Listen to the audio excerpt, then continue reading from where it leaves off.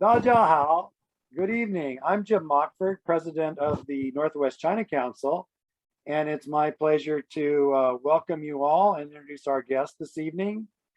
The Northwest China Council is an educational nonprofit based in Portland, Oregon, founded in 1980 from a grant from the Asia Society in New York to promote a greater understanding between the US and China.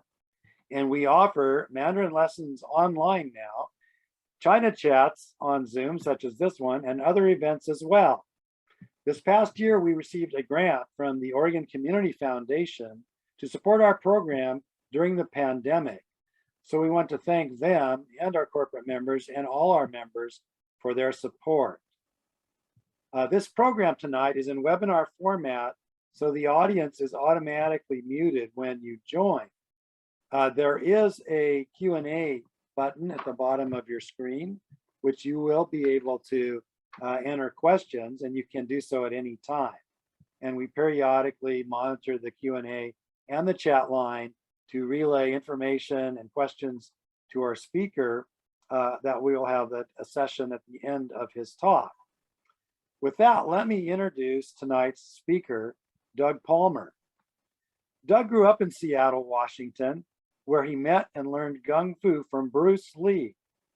While attending Yale University, he spent a summer with Bruce Lee and his family in Hong Kong. After graduating with a major in Chinese studies and continuing to get his law degree from Harvard Law School, he went on to Tokyo, where he worked for 4.5 years, and then returned to practice in Seattle. And that's where I met Doug over 40 years ago, was in Seattle. And it's amazing how time goes by, but we are both now enjoying our retirement, especially when we can get together on Zoom and hear great stories. And so the story you will hear from Doug himself is about his book. He is the author of Bruce Lee, Sifu, Friend, and Big Brother, published by Chin Music Press in Seattle in 2020. And I will take a look at the participants list and chat line now, but I'm going to let Doug say something to see that his screen is activated, and I will come back towards the end of the program to monitor the Q&A session.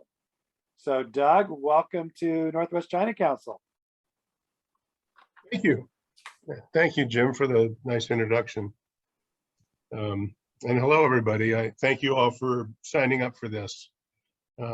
As Jim mentioned, I've been asked to talk about my relationship, my experience with Bruce Lee, which I'm happy to do. The title of my memoir,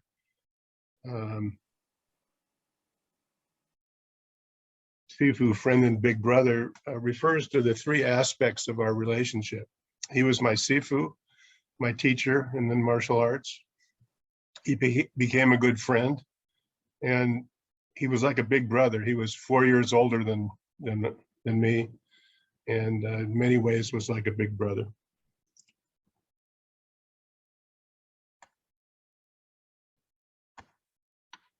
So Bruce's father was a Cantonese opera and movie star in Hong Kong.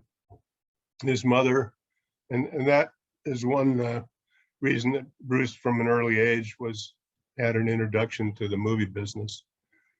His mother is from a Eurasian family, and that factored also, I think, in the way Bruce was brought up and in his approach to things. The fact that he had a mixed race background. He was born in November of 1940 in San Francisco while his father's opera troupe was on a tour of US Chinatowns, and his mother was accompanying him, and Bruce was born there, and as a result got US citizenship, which later turned out again to be a major factor in the way his life developed. In about 6 months after he was born, his mother and father moved back to Hong Kong. They could see that a war might be looming. World War II was on the horizon. But Bruce had older siblings who were still in Hong Kong, so his parents decided to go back. from an early age, he was active, very active. He had the nickname Mo Si Ting, which means never sit still. I misspelled that in the slide there. It should be Mo Si Ting, T-I-N-G. And from an early age, he had roles in a number of movies in Hong Kong as a child actor. And he took the stage name of Lei Xiulung, which means Lee Little Dragon, a name which he used throughout his life whenever he was in the movie business. As a teenager, he was constantly in trouble.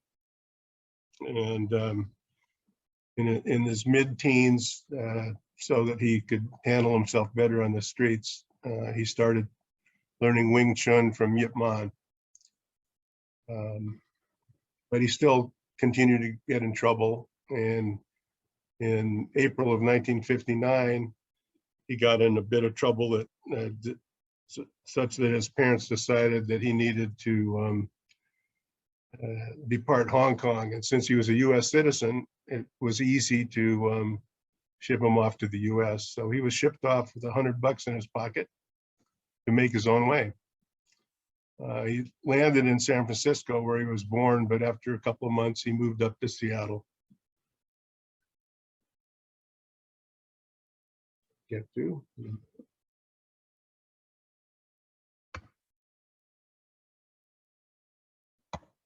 Next slide shows Bruce working out with his teacher, Yip Man. This picture was taken in 1963, the summer that I went, Bruce's first trip back to Hong Kong after he left. And when I spent the summer with him, and I'll come back to that later, but thought you might be interested in seeing his teacher. I should mention that when Bruce took off for Seattle, it was the first time he left since he was a few months old. He grew up in Hong Kong and had never seen the States until he arrived there in 1959. Sorry, I'm not so dexterous with the slides here. So when he moved to Seattle, he stayed with Ruby and Ping Chow, who were friends of his parents. When Bruce's father and mother went back to Hong Kong with Bruce, and just after Bruce was born, Ping stayed on. Ping was a fellow opera star in the same troupe as Bruce's father. Ping stayed in the US, ended up marrying Ruby, and they ended up in Seattle and opened up a Chinese restaurant called Ruby Chow's, which was one of the first Chinese restaurants outside of Chinatown in Seattle. So Bruce stayed with them, working as a busboy and waiter. And his relationship with Ruby, to say the least, was a little bit volatile. They both had strong personalities. Ruby expected him to work for his keep and put up with rudeness and high-handed behavior from some of the Caucasian patrons, which Bruce had a hard time doing, but he was learning to control his temper. At the same time, Bruce was going to Edison Tech. When he left Hong Kong, it was before he had graduated from high school. It was rather a quick departure. And so he went to Edison in Seattle to get his high school degree. And a lot of his fellow students were a lot older than he was. So he met some of them and found out that they were, a lot of them were street smart in the US. Bruce was street smart in Hong Kong, but didn't know the ropes in the US yet. And one of the first people he met was a fellow named Jesse Glover. Jesse was a black man about 6 or 8 years older than Bruce, former gang member, street fighter, by then a black belt in judo. And he was keen on learning Chinese martial arts, and Bruce was keen on teaching it. So he and Jesse was his first student. He started teaching Jesse and then a few others from the school. This was unusual at that time for Kung Fu teachers to teach non-Chinese. And in fact, Jesse was not allowed to come back to Ruby Chow's. And Ruby was not happy about the fact that Bruce was teaching non-Chinese. But at that point, Bruce was more interested in whether somebody was interested in learning than what race they were.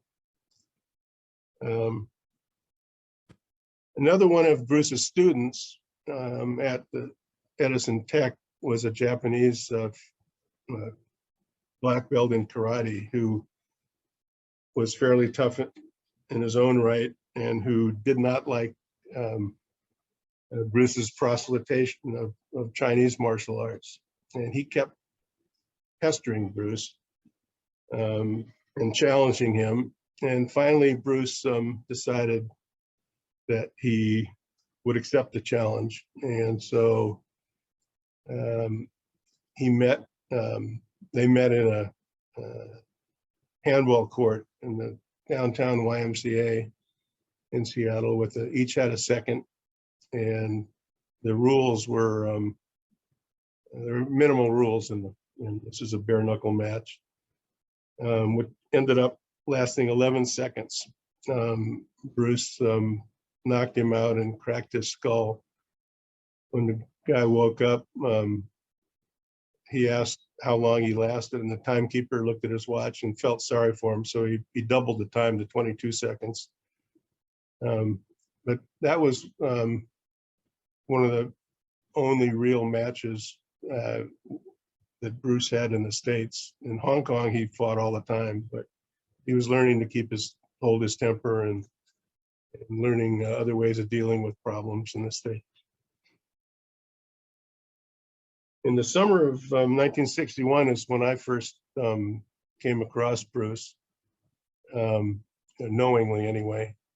I went to watch a demonstration in Chinatown. It was during a street fair, during what we call Seafair in Seattle, during the summer, and each different neighborhoods have different events. And Chinatown had a street fair, and Bruce and a couple of his students, including Jesse, gave a demonstration, which I saw. I had never seen anything like it. I had boxed since the 5th grade and had a number of amateur matches, but I'd never seen anything like Kung Fu before. I was mesmerized. So I let the word out through Chinese friends that I was interested in learning and got to meet Bruce. And he admitted me to his classes. That was a big decision for me because the classes were on the same night that I boxed, but I finally decided that this was an opportunity to learn this kind of martial art that I couldn't pass up. So I started with Bruce. And for the next year or so, until I graduated from high school, I was then just after my junior year in high school. I worked out twice a week with Bruce's class before leaving for college. Leaving for college was also another big decision because at that point I was really into Kung Fu.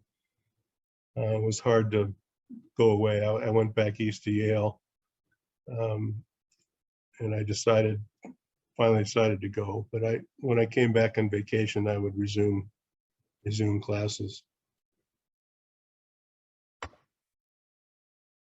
This I put in there only because it shows that the way Bruce was keen on proselytizing. He was really anxious to spread the word about Chinese martial arts, and he used any opportunity to give a demonstration. This one he gave at a fight night at Seattle University's, one of their fraternities had a fight night, and I happened to be there.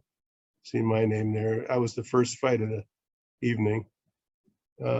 This was about a year before I met Bruce, and I was only 15 at the time. I wasn't even driving, so I had to go home early and didn't see Bruce's demonstration later on. You can see the Chinese boxing judo demonstration between Bruce Lee and Masafusa Kimura.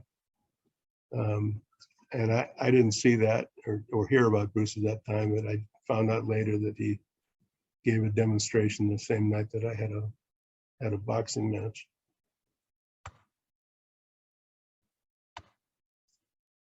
This shows when I first started lessons with Bruce, they were very informal. There was no formal gym or dojo or anything.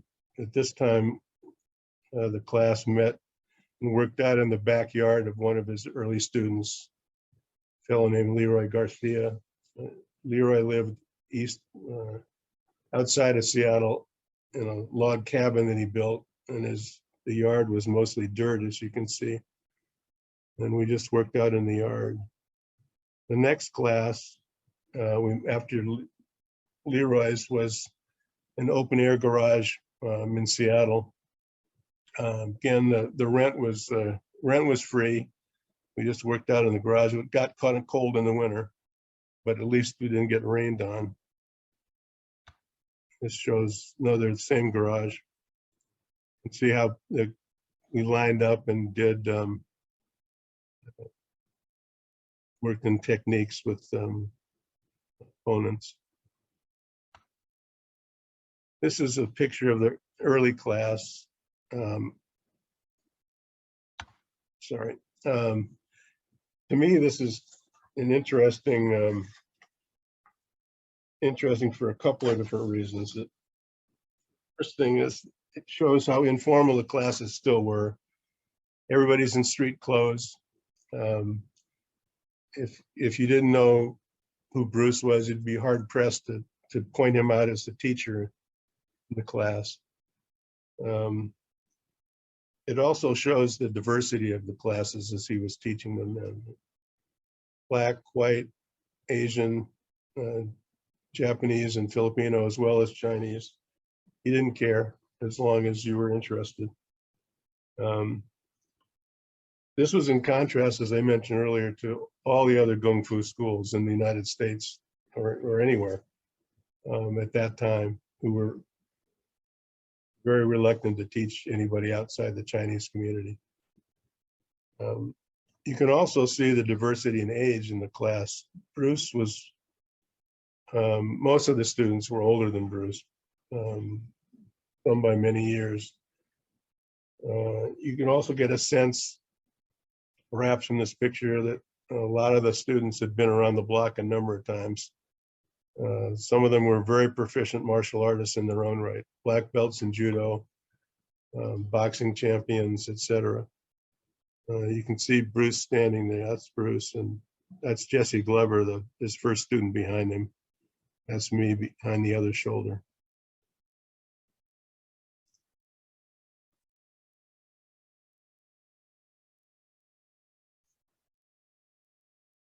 So in March of 1963, Bruce went back to Hong Kong for the first time since he left 4.5 years before. He left, he was 18 when he left, 23 when he went back, and he'd grown up quite a bit. His parents and family were impressed by how much he'd matured, and also by how much better he'd become in the martial arts. And I should mention he was mostly, I mean, he took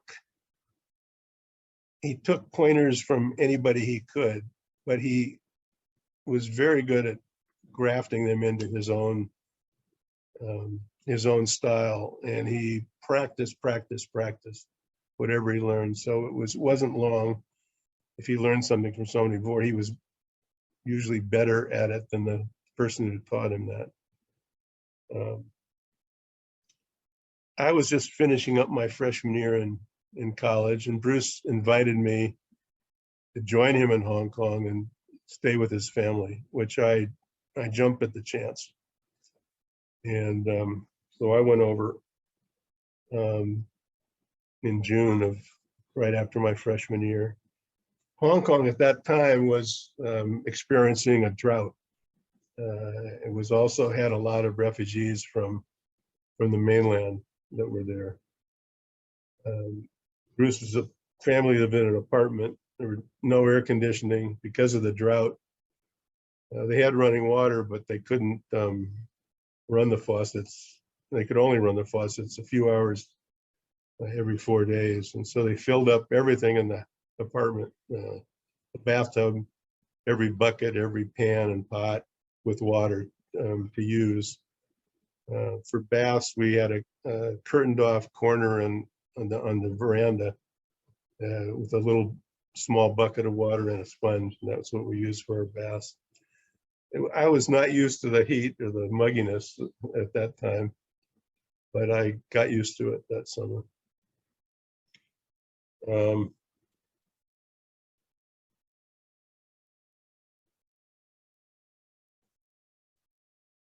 A few pictures of Hong Kong. We practiced somewhat. We mostly did other things and had fun, but we practiced a little bit in parks, on rooftops. This picture shows Bruce. That's Bruce's father working out. Bruce's father practiced Tai Chi, mostly for the exercise rather than martial arts, but he did practice that. This is a wedding. One of Bruce's relatives got married. Same wedding. Bruce and me and a family friend in the movie business.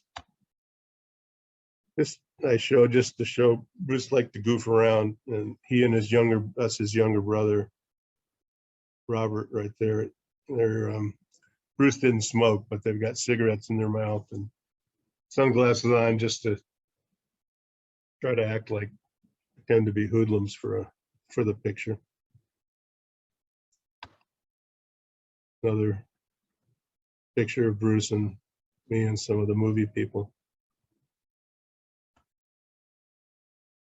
This I show just to show Bruce's kind of mischievous sense of humor. You can see him photobombing in the back of the picture. This is a young lady that his older brother later married. Bruce couldn't stay out of the picture. After the summer in Hong Kong, and the way Bruce and I left together, and we stopped in Tokyo, and then Honolulu, and then Oakland on the way back to Seattle. And this was a stop in Honolulu. You can see in this picture, there's Bruce and there's me. This fellow here is Ed Parker. Ed Parker is known sometimes as the father of karate in the United States. He was one of the first teachers who introduced karate on a widespread basis in the US. And I think this may have been the first time Bruce met him. Ed Parker, by the way, taught Elvis Presley and a lot of well-known people. He's responsible indirectly for Bruce's becoming known to Hollywood and his launch in the movie business in the States. And I'll come back to that in a little bit. The other thing that we did in Hong Kong and in Honolulu, Bruce was invited to give a demonstration at a Chinese Kung Fu school. And he took me along as the dummy in the demonstration. The entire, again, at this time, Chinese Kung Fu schools in the States were mostly non-Chinese or mostly Chinese. And this one was no exception. And I was the only white face in the school helping Bruce give the demonstration. And it was brought home to me afterwards, again, how unusual this was when some of the assistant teachers came up and asked me if Bruce was teaching me Kung Fu. And they said it in a way that I made it clear that that was not something they approved of. But again, Bruce didn't care. By the way, when we were in Hong Kong, he did care. He did not want his teacher knowing that he was teaching non-Chinese out of respect for him. And so when he introduced me to Yip Man, but when I went along, I had to pretend I was just a friend and just watch them work out, and couldn't let it be known that he was teaching me. But once Bruce was outside of Hong Kong, he felt no compunctions about teaching anybody and letting anybody know that he was.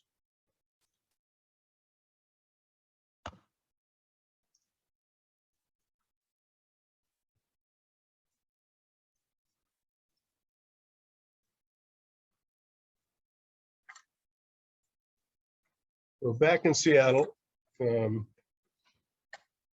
Bruce moved out of Ruby Chow's. He'd finally found a place that he could on his own, but it wasn't quite ready yet. It was a studio in the University District of Seattle where he planned to live in the back, use the front for Kung Fu classes and live in the back. It wasn't ready, so he stayed with my parents for a while, for a few months after I went back to college. And as soon as classes resumed, he started classes in the U District. He was introduced to Linda Emery, who became his wife. Linda was a year behind me in high school. We went to the same high school in Seattle, Garfield High School. And when I came back for Christmas break, he and Linda were already dating. Linda's parents were not happy. Well, they were very opposed to interracial dating. And I was dating a Chinese girl at the time whose parents likewise weren't very happy about her going out with non-Chinese. So I picked Linda up.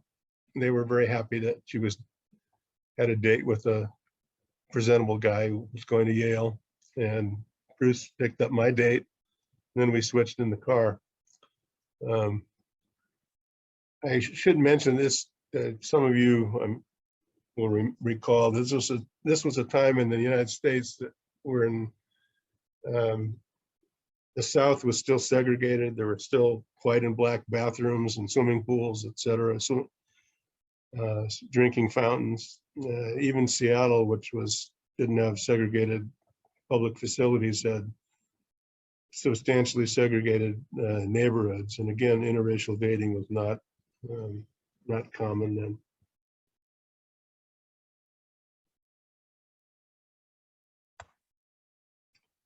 This shows one of the classes in the University District class. Shows, you can see that it's a step up in decor from the early classes in backyards, etc. You might also note that there's a kind of a minimal uniform that he'd introduced, consisting of a vest, which most of the students were wearing. Some of the older students who gave demonstrations with Bruce, like these two fellows here, Taki Kimura and Charlie Wu, were both judo men. Originally, they only wore those uniforms for demos, but by now they were wearing them in class also. This is me and Sue-Ann Kay demonstrating a punch and counter. Sue-Ann was a classmate of Linda's and introduced Linda to Bruce.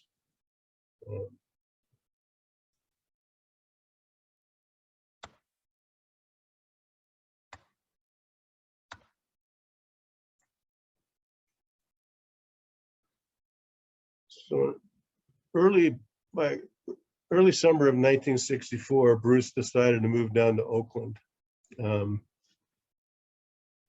I think he was thinking that Seattle was a small pond. Oakland and the Bay Area was a much bigger pond, a bigger Asian community, and a lot more going on in the Kung Fu world. He moved down to live with James Lee, no relation. But James Lee was a Kung Fu man himself, but and much older than Bruce, but he recognized Bruce's ability, and he and Bruce started a second school in Oakland.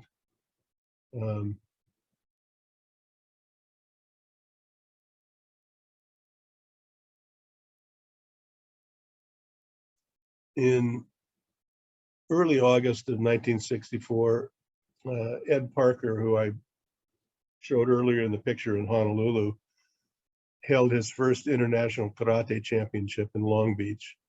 He invited Bruce to give a demo, and Bruce showed up there and gave a demo of his martial arts, including what became known as his 1-inch punch, where he could literally, with less than an inch, knock somebody over. It was he was loved to do that, and he was seen. In the audience was somebody was a hairstylist from LA who happened to be a hairstylist for a lot of the people in the movie business in Hollywood, and later that became he was the reason that Bruce got discovered. But before that happened, Bruce and Linda got married, and she moved down to Oakland also. They lived with James, still had no apartment of their own. And a few months later, Bruce had a challenge match with another Kung Fu man from San Francisco named Wong Jack Man, Wong Juk Man. There are a lot of points that are controversial about and in dispute over the fight. Two things that are not disputed is that Wong Jack Man is the one who challenged Bruce, and that Bruce won the fight, chasing Wong Jack Man around the place where they had the match. One of the things that's in dispute is what the reason for the match was. One version, which Bruce told me later, was that he was, or what Linda told me later, was that the Kung Fu community in San Francisco was not happy that Bruce was teaching non-Chinese, and that Wong Jack Man was challenged him on the understanding that if he lost the match, he would stop. If Bruce lost the match, he would stop teaching non-Chinese. That's disputed by Wong Jack Man, who says, "Oh no, that was never the case." The real reason for the match was that Bruce had given a demonstration a little earlier in San Francisco. In that demonstration, he had let it be known that he would accept challenges. And I don't know which is right, but I can see they're not mutually exclusive. I can see Bruce not being shy in his demonstration in front of Kung Fu people in San Francisco. But I can also see that they were not happy about him teaching non-Chinese at that point. In any event, the match, although it was over quickly, Bruce found himself chasing Wong Jack Man around the school that James Lee and he had opened was in the basement and garage of James Lee's house, and so there were a few connecting rooms, and Bruce found himself chasing Wong Jack Man around until he was finally able to get him on the ground. And he found that he was exhausted after chasing the guy around, and realized that conditioning was an important part of the martial arts. And up to that point, his matches had been like the one in Seattle, just seconds in duration. And so this is the first time he actually got winded, realized that was important.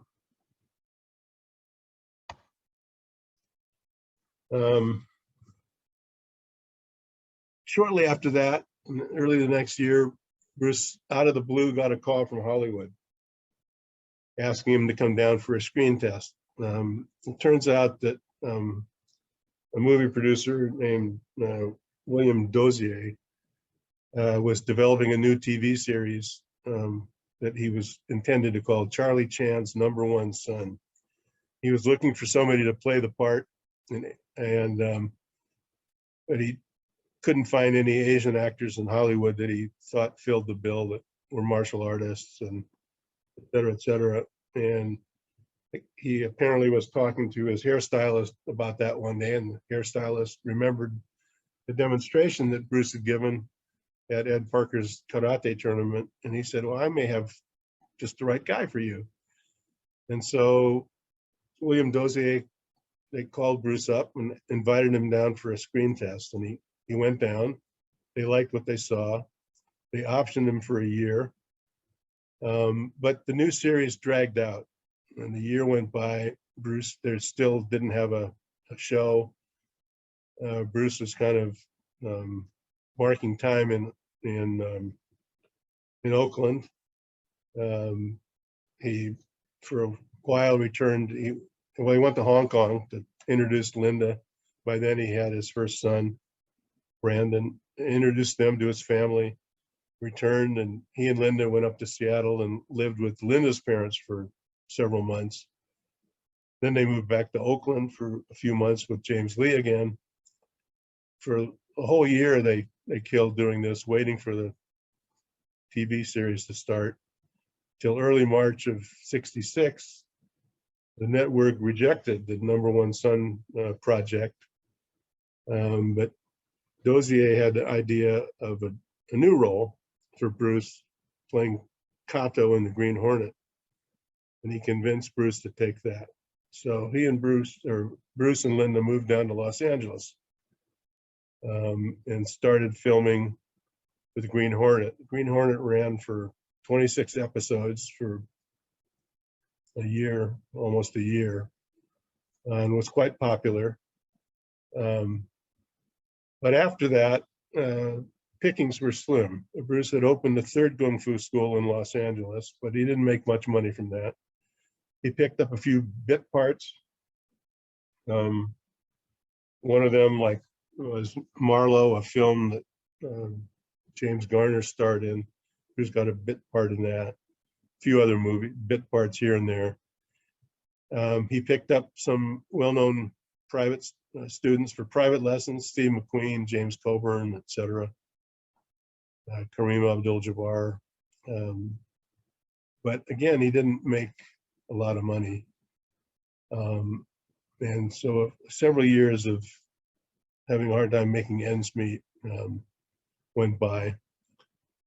And then in August of 1970, he had a very serious back injury. He started doing some high kicks without warming up enough, pulled his back, and the doctor initially thought he might not walk again. For several months, he was laid up. Linda went out and had to get a job. This was maybe the low point in Bruce's career. He felt humiliated that his wife had to work. He wasn't able to provide for her. And he also, for the pain, started taking Darvon. What was then was over-the-counter, at least in Hong Kong, opioid. And he took that off and on from then until he died, and may have been a factor in his death, which I'll come back to later. He also had his own idea for a movie, and he tried to get that going. But he went to went to India with James Coburn to scout for locations of the movie, but that did not work out.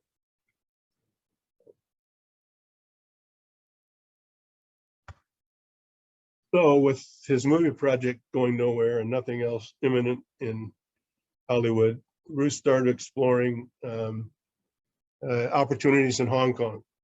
And in late June of 1971, he signed a contract with Raymond Chow of Golden Harvest for 2 movies. The first movie, by the time he signed, the movie had already started filming in Thailand, and it already had a star in the movie. So Bruce was parachuted into Thailand halfway through the filming of the movie, and the star was told that he now had a co-star, and Bruce, that was Bruce's first movie, and as an adult. About a little after that, Bruce found out that a new TV series called Gung Fu was in the planning, and he went back to Hollywood and lobbied hard for the part, but later found out that he was considered too authentic for the role. They ended up giving it to David Carradine. About the same time, he started filming the second movie for Golden Harvest. This one was filmed in Hong Kong. And about the time that filming for that started, The Big Boss, this first movie filmed in Thailand, was premiered in Hong Kong. It was an instant runaway hit. It was the biggest box office of any movie in Hong Kong up to that point, bigger than The Sound of Music. And Bruce was an instant star in Hong Kong, at least. A month later, he found out that the role in Gung Fu was given to David Carradine, not him. He was extremely disappointed. That was the straw that broke the camel's back, so to speak. And he decided to move back to Hong Kong and make movies there for the foreseeable future. At that point, having already done 2 movies where he was just the star and didn't have any control over the movie, he decided that the third movie he was going to write, produce, direct, star, cast it, choose the wardrobes, choreograph the fight scene. He was going to do everything, and he did. And the third movie he filmed in Rome, and had some epic fight scenes in the Colosseum, which they had to film on the sly because they didn't have any permit to film there, but they snuck in and filmed the scenes in the Colosseum, and they're quite dramatic fight scenes. He wrapped that up and started then working on his 4th film, what he was going to call The Game of Death. The Game of Death had no script at that point. It was just an idea. And he filmed just a few fight scenes in it. One of them with Kareem Abdul-Jabbar, which I'll show you a couple of stills from that in a minute. But I went down to Hong Kong, and not knowing that Bruce was there, I'd kind of lost touch with him for a few years. I moved to Japan to work after law school, and had been there for a couple of years. And as far as I knew, Bruce was still in Hollywood, trying to make a go there. So when I visited Hong Kong on business in October of '72, not knowing Bruce was there, I found out he was there by accident, and quickly hooked up with him. And Bruce took me to, my wife and I stayed with him, and he told me about the film, The Game of Death, that he was starting to film. He was extremely excited about the film, and particularly about the scenes he had just filmed with Kareem Abdul-Jabbar. He thought it was going to be a great movie. He was, but right after we left him, Hollywood came knocking again. Get this, the next slide here. No, that's not the right one.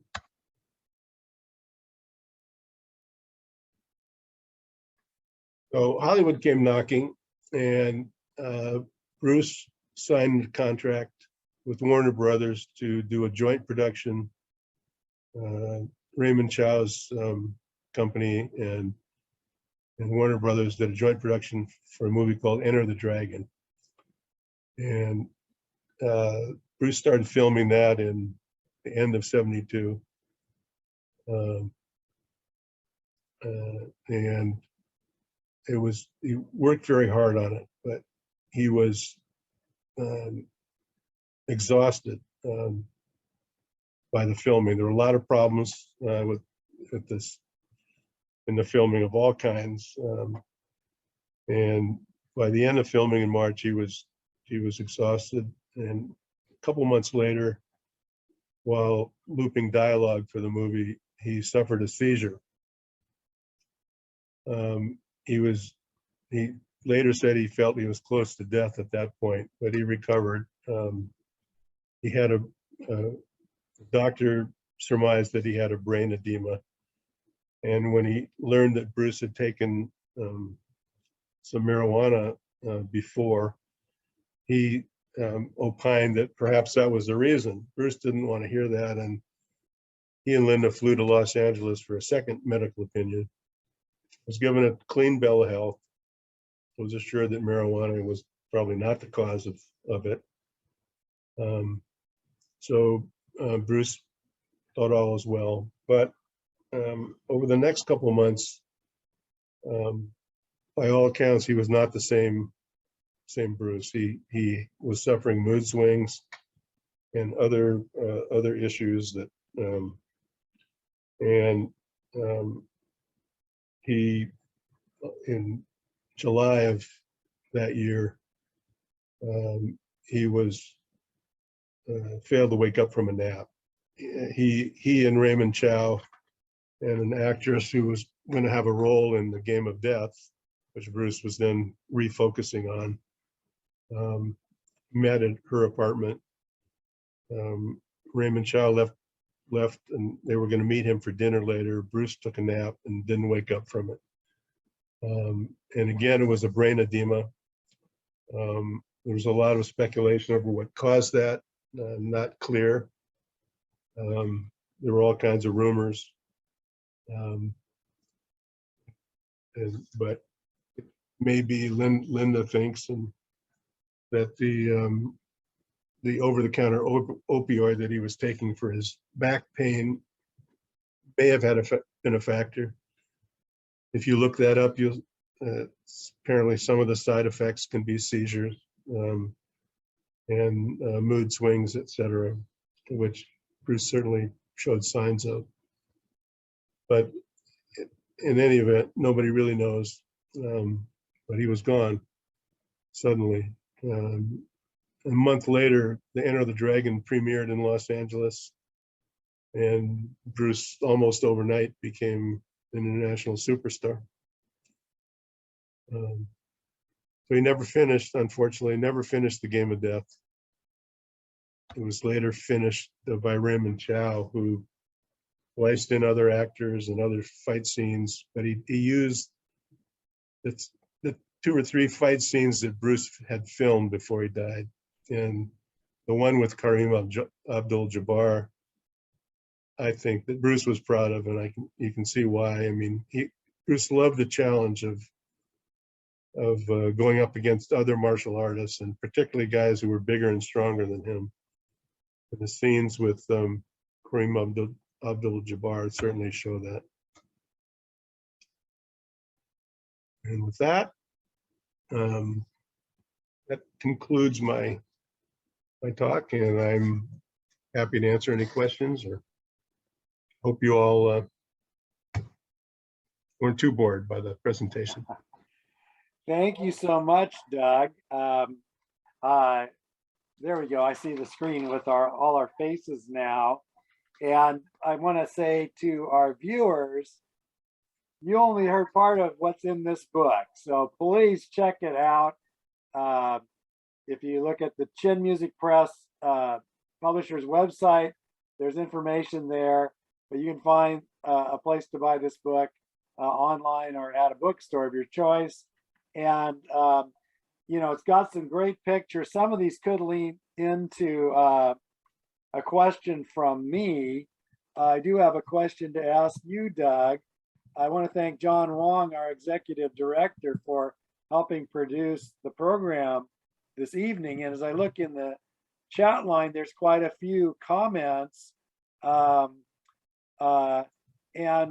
I just mention that because you probably haven't looked at the chat line, that we do have some Bruce Lee fans among our membership.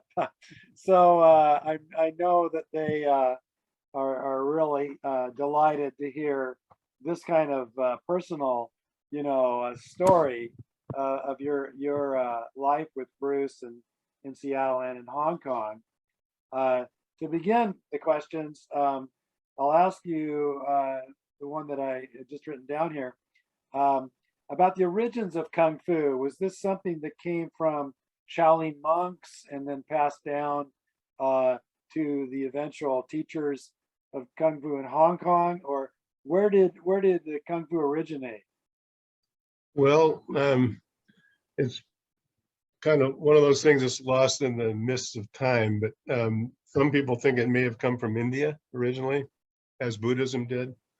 The Shaolin monastery is probably the most famous, at least in the West, and in China also, of all the Kung Fu places. And it dates back, 400 years or more, and is the origin of many of the Kung Fu schools in China. But not all of them. But a lot of them do come. Bruce's school, he originally learned from Yip Man, was called Wing Chun. Wing Chun was from the Shaolin monastery. I see. And originated. Wing Chun is the name of a woman, and the woman started the school. It was one of the softer.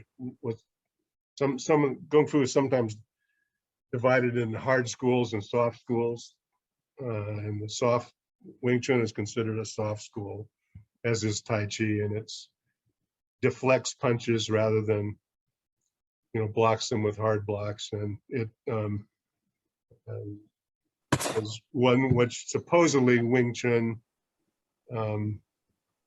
started as a woman to ward off suitors. She was apparently a very attractive woman and had a lot of suitors that were sometimes obnoxious, and she developed her own school of Kung Fu so she could successfully ward them off. But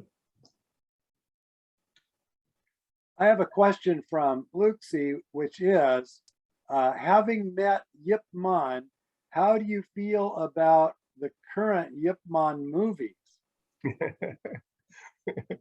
Well, I enjoyed them.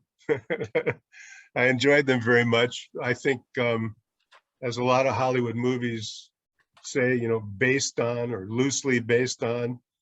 So, I mean, I think a lot of the scenes in there are not, I think there's a lot of liberty taken, but Yip Man was a real figure and a real proficient martial artist. There's no question about that.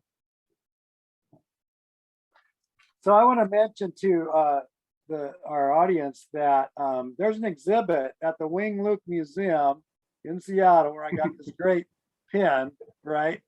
And of course, there's other things at the gift shop that are a lot of fun, but there's ongoing exhibits about Bruce Lee at Wing Luk Museum, and I was able to go there in March this year. And it's for Portlanders. It's a nice, weekend trip to Seattle to see things at the Wing Luk and the Bruce Lee exhibit and other things there. But there's also rumors, Doug, that the former building that Bruce had a studio at in the University District, I believe, they might be managing to use that as possibly a place to remember Bruce. Some really? type of group that wants to save the building or save that space. And I don't know that it's a very glamorous location, but anything with Bruce Lee would probably be, of interest to people. And I don't know how real that effort is. Have you heard anything about that? I haven't heard anything about it. The building itself, it's still there. It's been remodeled, and it's not configured quite the same way, at least the storefronts there as they were, but the building's there. So are a couple of buildings in Seattle Chinatown where some of his early schools were before the university one. There is also a comment in the chat line, and I just closed it, so I won't actually probably say this right. But it relates to your segue into law. You know, what kind of 1-inch punch did it take to go into law school and make it such a successful career that you've had in the legal profession all these years? Well, I ended up, I originally thought I'd be a scientist, and I quickly learned that that wasn't my area, my cup of tea, and I majored in Chinese studies, but I didn't see a future, future there. I would either have to go in the State Department or something, or go into academics, and I didn't see doing that. I eliminated all the things that I didn't think I could do, and was left with law. Well, I think we are pretty much on the hour here. I'm looking at various ways that I look at things coming in. If there's any other questions, this is our last chance. I'm getting a lot of comments, which we will send to you, about Bruce Lee's progressive manner of thinking, his view of the world. Much appreciation for your time and relating this story to us. And I know if the way I scroll, I don't always see everything, but you know, if it wasn't for COVID, we would have made every attempt to bring you to Portland and get your signature on this book. But that has not happened. You know, in 2 years we haven't had any live programs. But this one I did get from the Wing Luke Museum.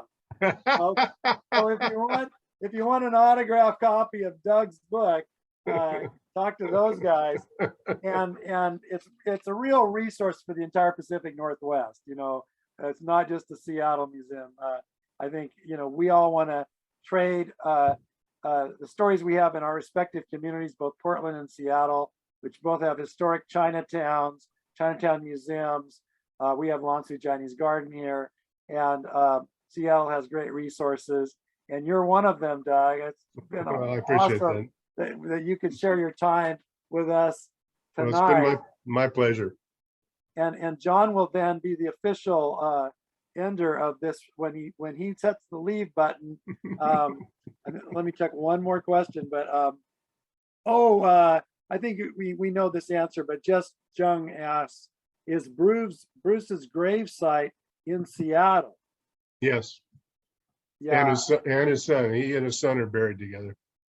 So I think that's another part of the pilgrimage in the Northwest for Bruce Lee history, is to see the cemetery and visit the Wing Luke. It's the Lakeview Cemetery on Capitol Hill in Seattle.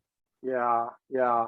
And again, this book has a lot more than we had the time to talk about tonight. So Northwest China Council members, we're taking most of the rest of the summer off, but check our website for movie night and future activities. And also Doug's lecture will be posted in our videos.